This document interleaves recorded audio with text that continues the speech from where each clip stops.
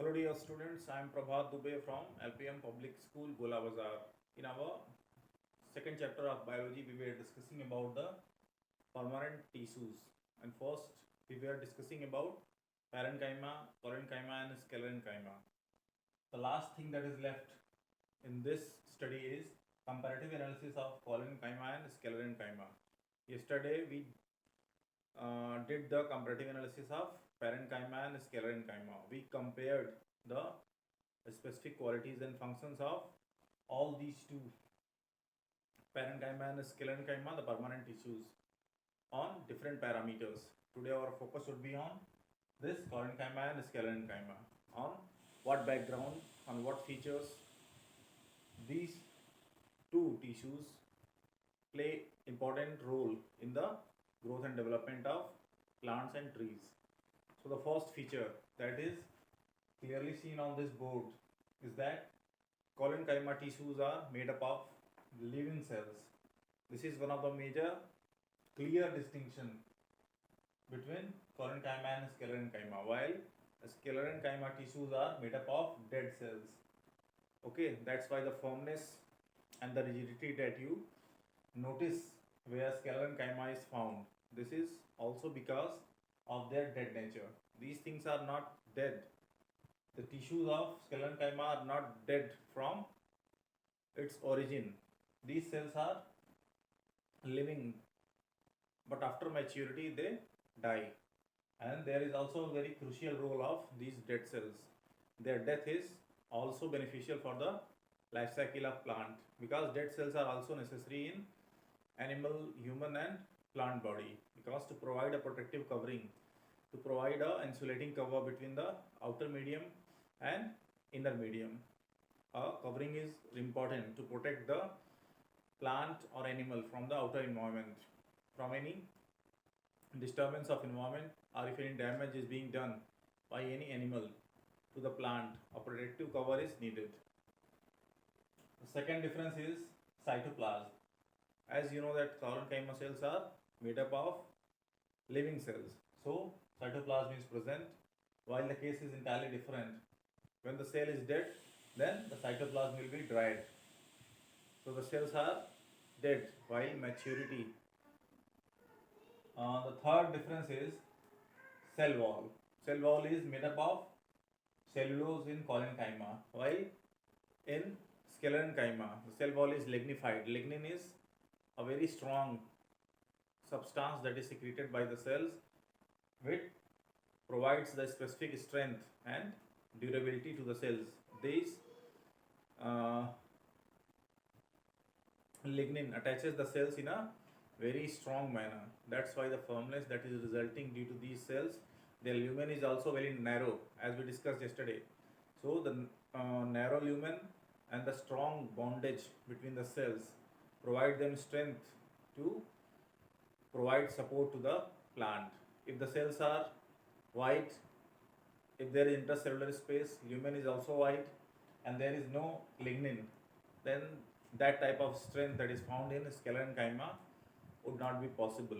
So these things provide this type of tissue a specific strength and bondage, which is very beneficial for the existence of plants and trees, and especially to combat against the adverse environmental conditions, extreme pressure, extreme temperature, and strong wind flow, typhoons, cyclones, hurricanes, flood. All these things can damage the plants and trees. So these protective covering that is made up of sclerenchyma, you can assume the hardness of walnut. The outer covering of walnut, as we discussed yesterday, is made of sclerenchymatic tissues. Okay, so you can assume how much hardness is present in the plants, fruits, and different parts of trees due to the presence of sclerenchyma. It is like a shield. Next feature is cell wall thickening. Cell wall thickening is not uniform in the case of collenchyma. As we studied that the thickening is great or wide at the edges, while on the periphery the cell wall thickening is slightly narrow. Okay, but in sclerenchyma uniform cell thickness is found. Okay, the cell is entirely protected by, the cell wall is entirely protected by lignin. That's why the strong and rigid structure is resulting. Cell lumen, as we discussed in collenchyma, there is slightly less rigidity in comparison to sclerenchyma. The cells are flexible, okay, but in sclerenchyma there is no flexibility. Where sclerenchyma is found, the tissue is just providing mechanical support. There is no flexibility. The last is, as we discussed, that parenchyma provides flexibility and mechanical support both to the plant, while sclerenchyma tissues are very hard, very stiff. So they cannot provide elasticity or flexibility to the tissue where it is found. It provides only mechanical support. Okay, because cell lumen is very narrow and the deposition of lignin around the cell wall is not making them move anywhere. They are just firm in nature. Okay, so this comparative analysis is over. I think now the permanent tissues, the simple permanent tissue is clear to you all. Now we will discuss the complex permanent tissues, basically xylem and phloem. But before discussing this, we will study the protective tissues that are mainly found in the outer covering of stem, root, or any specific part of the plant that need a covering to make it protected from the outer environment. Okay, so you can assume how important this protective covering is for the safety and smooth going life cycle of that plant. If there is no protective covering, then there will be severe threat of fungal, bacterial, and viral infection. Chances will be very high, and there will be severe loss of water, okay, through the pores of the epidermis or the outer covering of plants. So to make that plant protected from outer environment, these protective tissues are very important and very relevant. Okay, so we will study about this. These protective tissues are usually present in the outermost layer of the plant body, as we discussed. This layer is one cell thick, covered with cutin. Here cutin is again playing a very important role. This cutin is making that epidermis protected entirely. There is no gap. If there is any gap between the cells of the epidermis, that is filled by the cutin. It protects the cell from any microbial infection, and it is not letting the moisture of the plant go to the outside environment.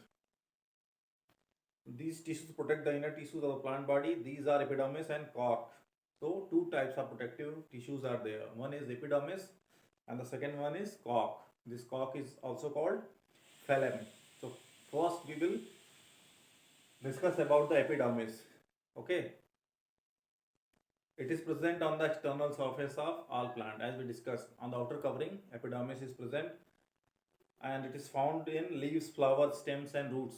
Each and every part of the plant where outer covering is needed to protect that from the outer environment, epidermis is present. But the basic difference that is found in epidermis is, in most of the plants, this epidermis is single layering of the cell. Only a single layer of cells are found in the epidermis, while in some plants this layering can be of multiple cells. Okay, multiple cell layering can also be found, but the exceptions are Nerium, ficus, and orchids, as it is mentioned in your book. These plants does not possess single cell layered epidermis. Their layering may be of more than one cell. Okay, so you have to understand, you have to memorize. The example of multi-layered epidermis is Nerium, ficus, and orchids. Okay. Now the next feature, its cells are like parenchyma and lack intercellular spaces. The cells in structure are like parenchyma, but there is lack of intercellular spaces. In general, parenchymatic cells are possessing intercellular spaces, but here the case is different. The cells are like parenchyma, but intercellular space is not present. You have to take proper consideration of the qualities and the specific structural modification that is found in each and every tissue, because in the examination you will be confused if the things are not very much clear to you all. Okay. The next feature is some plant possess hypodermis below the epidermis. There is also a layer of hypodermis in some plants, okay, to make that protective covering more strong. If there is no hypodermis, then the protection will be slightly milder. On the outer surface of epidermis, a waxy layer of cutin is present. It is called cuticle. This layer of cutin is very important because, as you know, that in aquatic plants where plant is in direct touch with the water, if this protective covering like wax covering is not there, then the stem or the root that is submerged in the water will be rotten. Water will decompose that. So this outer covering is very important for the existence, for the survival of these type of plants in the aquatic system. And even in the plants that are found in places where humidity is very high, rainfall is very low, okay, pressure is extreme, to succumb all these environmental conditions, this cuticle layer plays very important role. It also protects the plant from any damage from the animals like goat, all the herbivores that feed on plants and grasses. Okay. Next feature is it minimizes or checks the loss of water from the internal tissues and also protects the mechanical injury and invasion by parasitic fungi. As we discussed that to keep the infection away, this is highly needed. Each cell possesses peripheral protoplasm, a nucleus, a large central vacuole. This shape is variable. They are living cells like parenchyma. So the features of the cells of parenchyma are very much similar to this epidermis. Okay. Now the second one is cortex. We will discuss the left part. And we will complete this discussion today. In our next lecture, we will discuss about the complex permanent tissues that are xylem and phloem. So the last topic of our interest today is cork or phloem. You can call it cork or phloem. A question can be asked in using these both words. If you are studying cork and in the examination the word comes is phloem, then you will not be able to identify what type of tissue is being asked. So you have to memorize that cork is also called phloem. Now we will study about it. Due to gradual thickness or in diameter of dicot stem, root and the outer peripheral cells, the cork cells are phloem. These cells are arranged in radial rows. The cork cells have no intercellular space. Most of the features are similar to the epidermis. There is radial rows. The cells are arranged in a specific manner.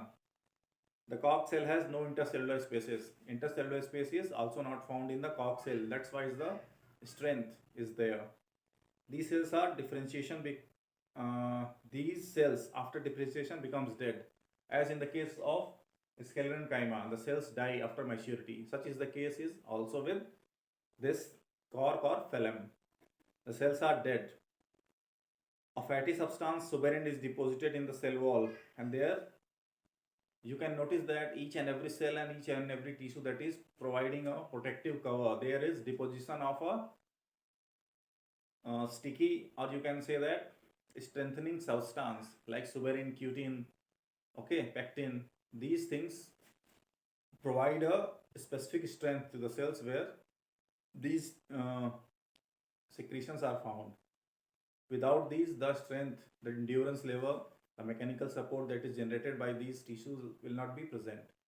So there is important role of these substances that fill the gap and make the structure more strong in comparison to the other structures where these secretions are not there, where suberin is not there, pectin is not there. The overall damage that is resulting due to the foreign infection will be more lethal. Okay.